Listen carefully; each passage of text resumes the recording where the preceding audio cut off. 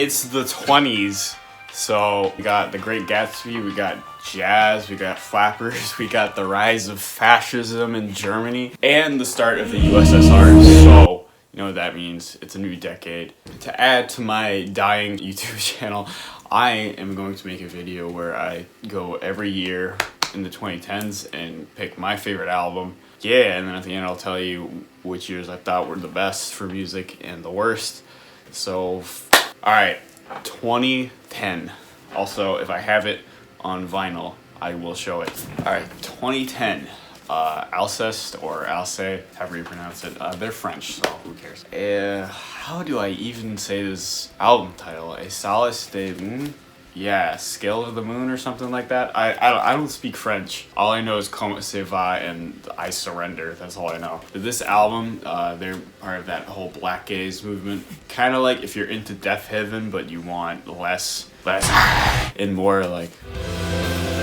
Then this is probably a band for you. Also, if you like French lyrics, heavier on the post-rock and shoegaze stuff than like a Deafheaven would be. I think they blend it really well. This is.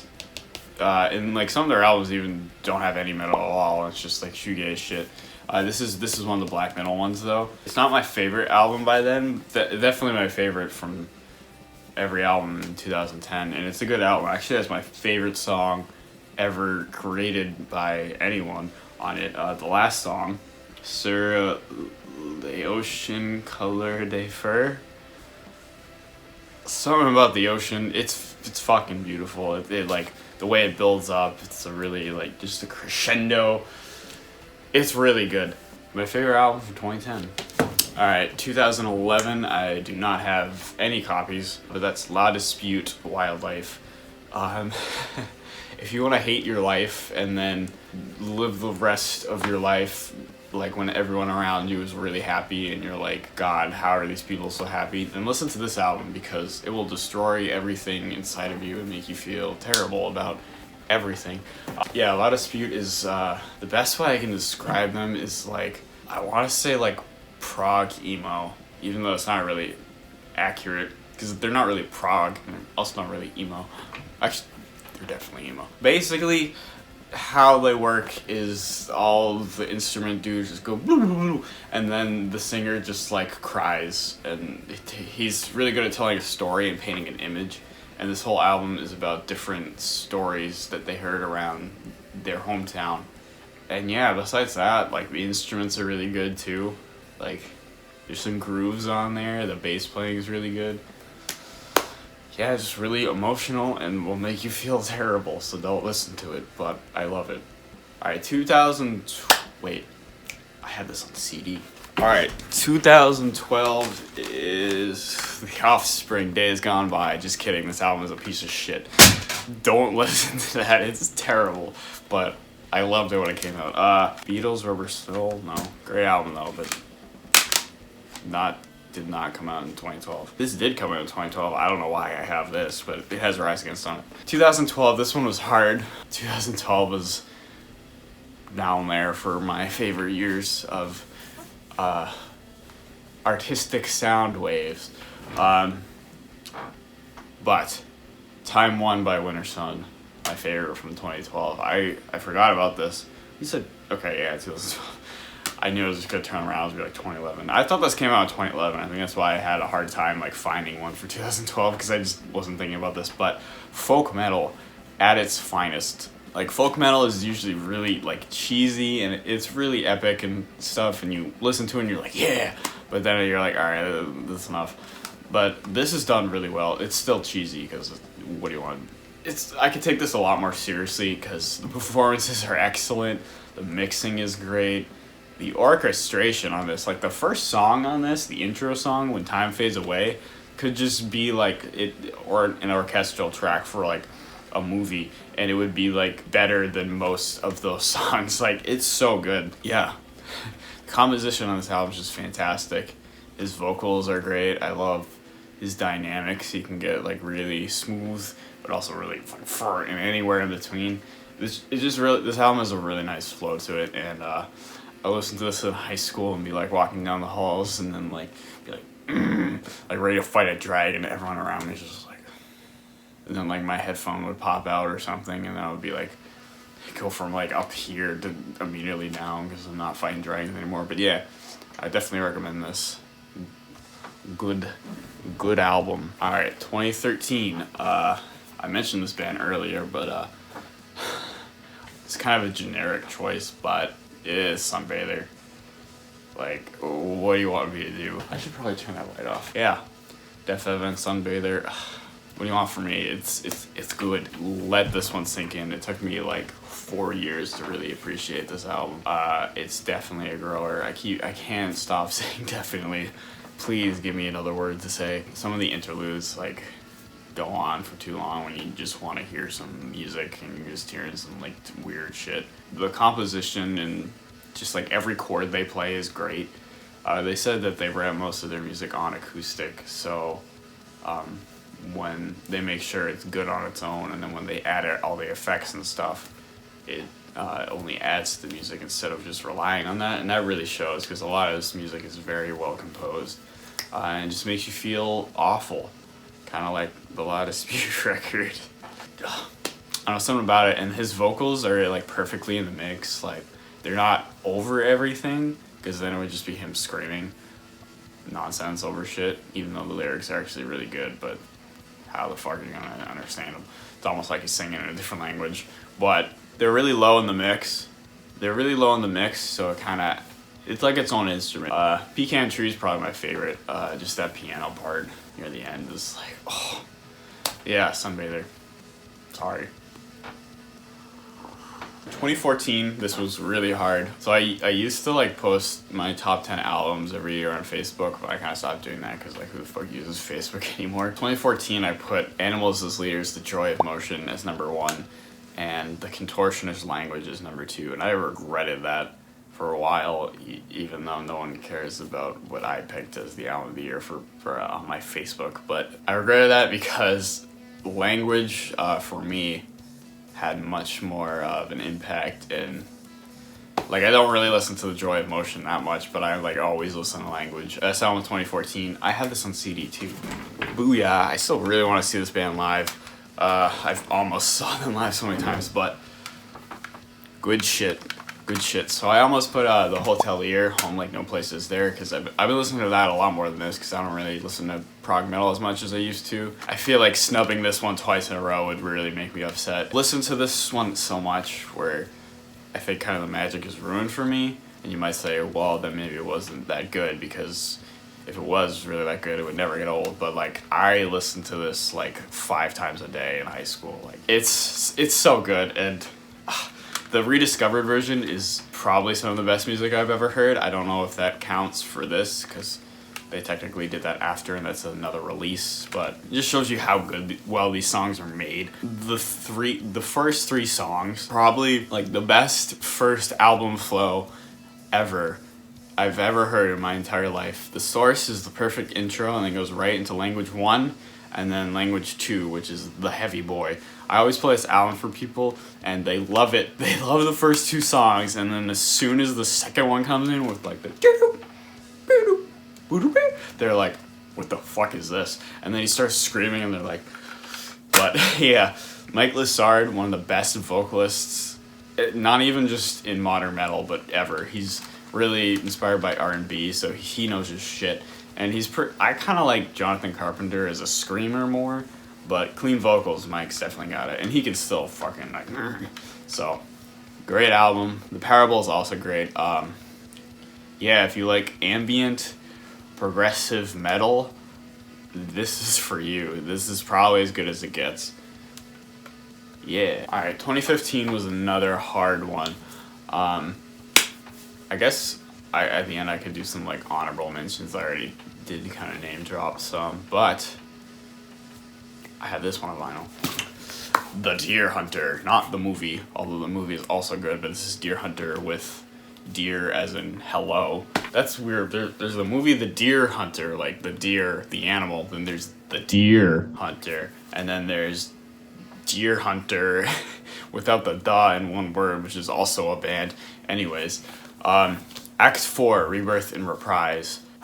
If you're familiar with the Deer Hunter at all, they're kind of like Coheed and Cambria, where they're all their albums are telling a story, and it's a collective story, so it all works together.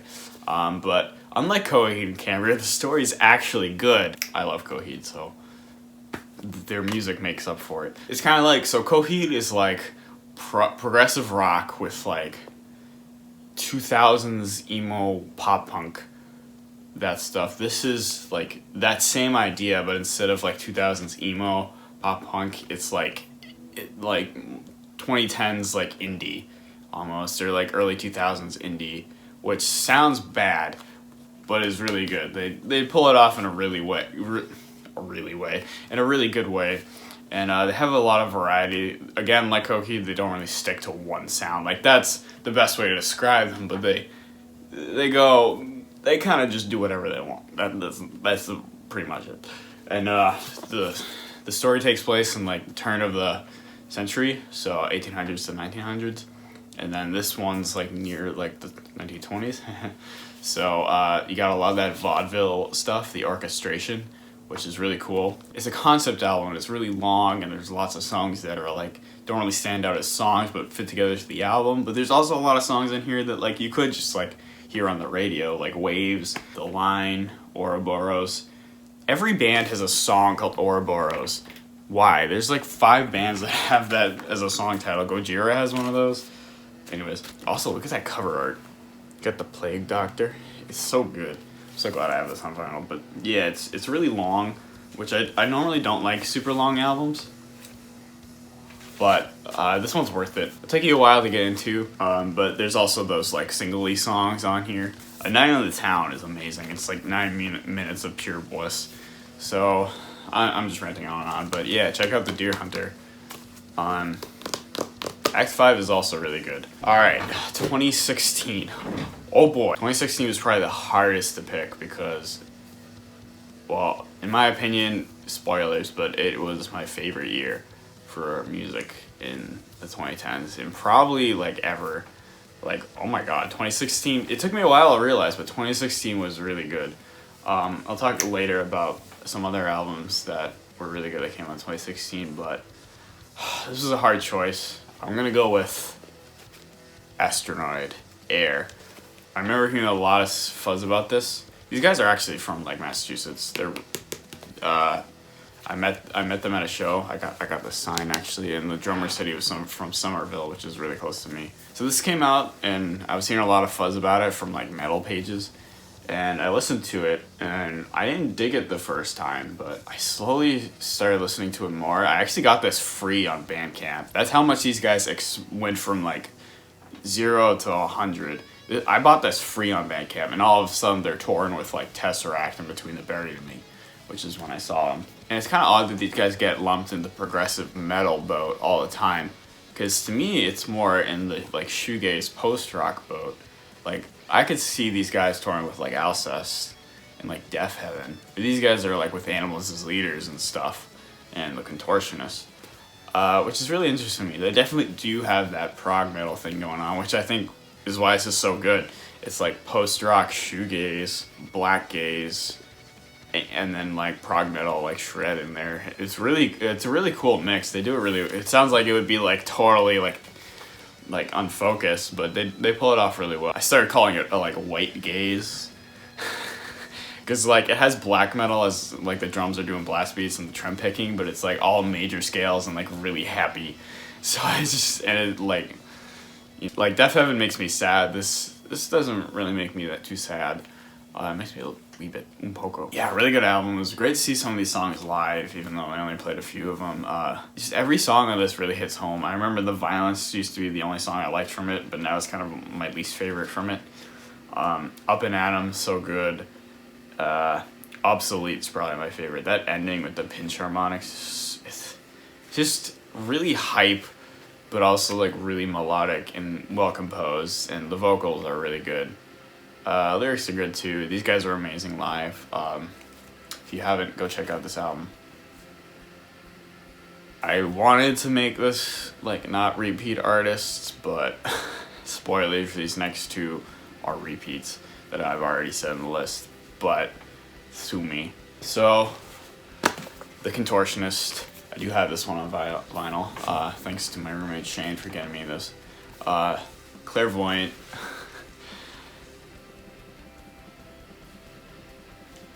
What do you want from me? Oh, of course there's gonna be repeats, because like these guys know their shit. So like of course they're gonna be dropping like bangers. But I did not like this when I first listened to it. I was like, man, this is nowhere near as good as Language. It's not as heavy. It's just kind of boring. They're just like getting that weird phase where they're still like indulgent for prog, but they're not like prog anymore. And it was just like, eh. But this really grew on me. Like, if you didn't dig this album, keep spinning it. This is a masterpiece. I almost like this better than Language now, which is crazy for me to say. But I think Reimagined is definitely my least favorite. It's a really catchy song, but when they released that, I was like, oh, they're going like more. Don't want to say they're selling out, because of course they're not, but they're going more like streamlined and like catchy and like something that like almost could be on the radio, and that kind of sent me off a bad vibe. I liked it, and they still have like their ambient layers, but like I was like, ugh. But that's definitely the most straightforward on this. The rest is still, it's really hard to describe. It's just like ambient prog rock in the best way. The intro is really long, the first song, but it's really cool. Just the layers, the production on this is so good. Like, it's one of the best like mixed albums I've ever heard. Absolve, that's one of my favorite songs ever. It's so catchy, but at the same time, like, I don't know, it's weird. It's like really catchy, but also really like different. I don't know, what's the opposite of catchy, but in like a positive way? Who knows? Yeah, just tons of good songs. Relapse, Return to Earth is fantastic. Like, that's just an amazing song. The layers in that and the synth is so good. They're like looping Michael's vocals. Like, Eric is looping Michael's vocals on his synth, and then like pitch shifting it with his keyboard. Is so good, and lots of good vocoder on this. Then the last song is absolutely amazing. It gives me chills every time. So yeah, I could talk this record up all day, but I think it just kind of speaks for itself. So I would definitely listen to this. If you're not really into metal, listen to this instead of Language. You'll probably vibe with this more. But there's still some metal parts. I think there's one song where he screams, which is the title track, which made me happy. But yeah, Clairvoyant, the Contortionist. All right, another repeat. I am so sorry, but we have American Football. Just kidding. Deafheaven again. Yeah, it's just like Sunbather, but like good. I don't know which one I like better, this or Sunbather. Yeah, it's kind of like Sunbather, but a bit more melodic, not as sad. This one's, it will still put you in a pretty shitty mood, but less of like I want to kill myself and maybe like, I could kill myself, but I don't know yet. Yeah, it's really good. They I listened to this before New Bermuda, which is their album in between Sunbather and this. So that's when they started really shredding. Like, they did that on Vertigo and Sunbather, but that's when they really like started like shredding. And so that was a surprise to me, like hearing like shredding guitar solos in Deafheaven. I didn't think that would go together, but it does. So this album's a lot more melodic, a lot more varied. Sunbather was all kind of one sound through the whole thing. They kind of experiment with a lot of different stuff. It opens up with a really nice piano intro, and then Honeycomb is a masterpiece. That ending is so good. Like, you could just say it's like typical like post rock stuff, but it's just so like sweet. This album just has a really nice flow, except for Canary Yellow. That song just kind of drags on, in my opinion. I would either shorten that or either just cut it. But Near is, if you just want like a hear Deafheaven doing just like a simple shoegaze song. The song Near, I love that song. It's all clean and it's so beautiful. It's probably one of my favorite Deafheaven songs, which is like, probably get murdered for saying that. But yeah, and then Worthless Animal, Glint. It's just all really good. This might be a better starting than Sunbather. I don't know which one I would say is better. Sunbather's got those annoying interludes, but there's also some weird moments on this. Like, I don't think his vocals sound as good in this. They sound a little bit more cringy to me. I think the mixing, they mixed them a little bit too loud in the mix. Sunbather, one of the good things was it was really low in the mix, so it kind of was like an instrument. But this sometimes it literally sounds like he's just like screeching over like beautiful piano music. And it's kind of distracting, but if you can let that slide, then this would be really good. I think this one's also a concept album. I could not tell you what, but it's probably something, I don't know, I also never said the name of this. Ordinary Corrupt Human Love. So yeah, this is my favorite album of 2018. I gotta stop like rambling. Holy shit. And then 2019, this past year, this it was weird. I only really had 2 albums that were competing for me, and I'll get to the other one later. I don't have a copy of this, but I have a copy of one of their old albums. You're gonna hate me for this because this is a really like typical choice. This isn't the album, but this is the band. Tool. This is Lateralis, but they're long-awaited album that came out. Some people really don't like it. A lot of people love it. I love it. Fear Inoculum. Anthony Fantano hates it, but yeah, just really good flow. The interludes aren't that annoying, like Enema. One of them's like a drum solo. Maynard doesn't really sing on a lot of it. He's kind of like, all right, I'm about to head out for most of the songs, but I think he really knows when to sing and when not to, when he just wants to let the guys do their thing. Just the riffs, the drumming. Okay, probably one of the best drumming on any album, like, ever. Yeah, it's a lot like Lateralis. Like, you could tell they were definitely trying to, like, redo that album almost. Not redo it, but, like, go in that direction. It even starts with like the same like drill sound effect that Lateralis starts with. But Lateralis was more about like separating your like negative thoughts, like getting those out of your mind and just being in the moment and stuff like that. This album is more about like fear, and as the title, and just dealing with that. And yeah, all the songs are like 15 minutes. It's an hour and 20-minute album, which I hate long albums, but I usually bump this one all the way through. It just, I don't know, it's just really good. Just listen to it. It's Tool. What do you want? Yeah, that's my favorite album from each year, so it's gonna rank each of the years now. My favorite was by far 2016. 2016 was an amazing year for music. It took me a little bit to realize that. My number 2 for 2016 was actually Kodama by Alcest. This is probably my favorite Alcest record. I had a hard time picking between this and Air, and I figured I already picked Alcest for 2010, so. But this album is amazing. My second favorite would probably be 2014. Language was amazing, and there's also the Hotelier, their album, Home Like No Places There, which is probably my favorite emo album ever. Then my next would probably be 2015, 2013, a lot of good shit that year, and then this is where it gets tricky. Say 2017, then 2018, 2011, 2010, 2012. 2012 had nothing. There was like Wintersun, Between the Buried and Me, and like, what else came in 2012? Yeah, I don't know. 2012 was just kind of like, eh. I'll put other stuff on the screen, what I like, but yeah. That was my YouTube video. Now, to not upload anything for like 10 years. What